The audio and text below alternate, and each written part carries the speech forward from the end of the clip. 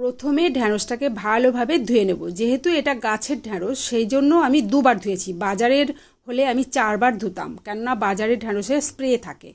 তো দুঃখের বিষয় গাছটা তোমাদের দেখাতে পারলাম না, কেননা এডিট করার সময় তাকে আর খুঁজে পাওয়া গেল না, জানো তো। তো এইভাবে ঢ্যাঁড়সটাকে কেটে নিচ্ছি।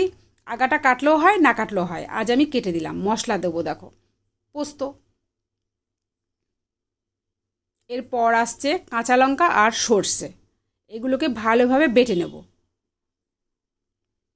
বাটা হয়ে যাওয়ার পর একটা পাত্রে ওই যে কেটে রাখা ঢ্যাঁড়সগুলোকে ঢেলে দেবো। এরপর দেখো এক এক করে মশলা মেশানোর পালা। প্রথমে দেব লবণ, তারপর হলুদ, আসছে কিছু গোটা মৌরি। এরপর এটা হচ্ছে আমার মানে বাড়িতে বোঁটা ছাড়িয়ে গুঁড়ো করে লঙ্কা। দেখো গুঁড়ো করলে কি সুন্দর, দেখো বাড়িতে করলে কত সুন্দর কালার আসে দেখো।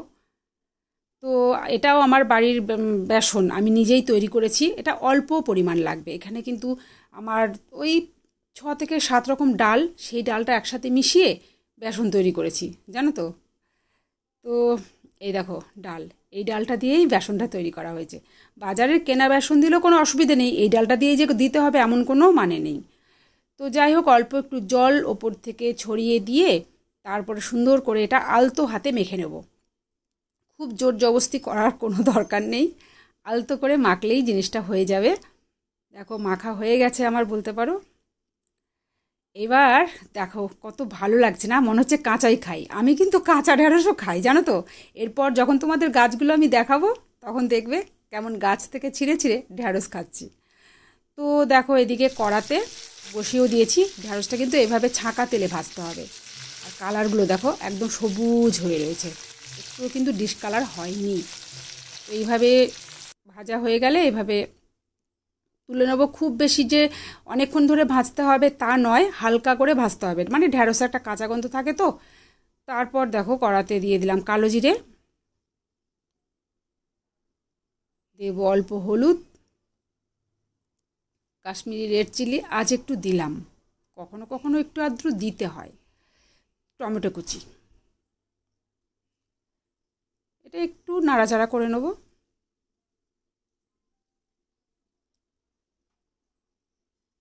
মোটামুটি একটু নাড়াচাড়া হয়ে যাওয়ার পর সেই যে বেটে রেখেছিলাম সেই পোস্ত, সরিষা আর কাঁচা লঙ্কা, সেই পেস্ট এটা এবার দিয়ে দেবো। আর এটা খুব বেশি যে কষাতে হবে এমন নয়, কেননা পোস্ত না, ওই সরিষাটা খুব বেশি কষালে তেতো হয়ে যায়। আর পোস্তও খুব বেশি কষাতে নেই, তাহলে পোস্তর যে একটা সুন্দর ঘ্রাণ থাকে না, সেটা বিলুপ্তি হয়ে যায়। তো একটু লবণও দিয়ে দিলাম। এবার এটাকে মোটামুটি একটু নাড়াচাড়া করে নেব, কেননা টমেটোর কাঁচা গন্ধটা থাকে তো, সেটা চলে যাবে। যতক্ষণ না যাচ্ছে ততক্ষণ একটু নাড়াচাড়া করে নেব আলতো হাতে। দেখো মোটামুটি নাড়াচাড়া হয়ে গেছে। এবার জলও দিয়ে দিলাম। জলটা দিয়ে এবার মিশিয়ে নেব, ভালো করে মিশিয়ে নেব।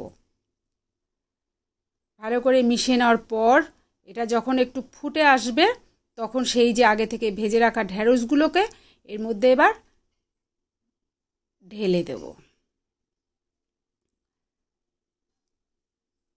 ঢেলে দেওয়ার পর আবার মিশিয়ে নেব, ভালো করে মিশিয়ে নেব। আর ঢ্যাঁড়সটা এরকম গোটা গোটায় দিতে হবে এমন কোনো কথা নেই, তোমরা কিন্তু ছোটো ছোটো করে কেটেও দিতে পারো। একটু চিনি দিলাম, চিনিটা একদমই অপশনাল, আমি চিনি ব্যবহার করি না, কিন্তু আজ একটু করলাম। চিনিটা দিলে কি বলো তো বন্ধুরা, একটু স্বাদটা একটু ভালো লাগে, বুঝলে।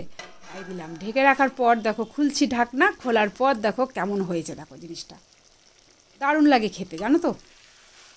এই দেখো এরকম থকথকে গ্রেভিটা হবে। তোমরা চাইলে আর একটু ঝোল ঝোল রাখতে পারো, তবে আমার কাছে এরকম থকথকে তাই ভালো লাগে বেশি, তাই আমি এরকমই রাখলাম। এবার আর কি, এবার পরিবেশনের পালা। তো কেমন লাগলো আমার এই রেসিপিটা তোমরা কিন্তু আমাকে জানিও।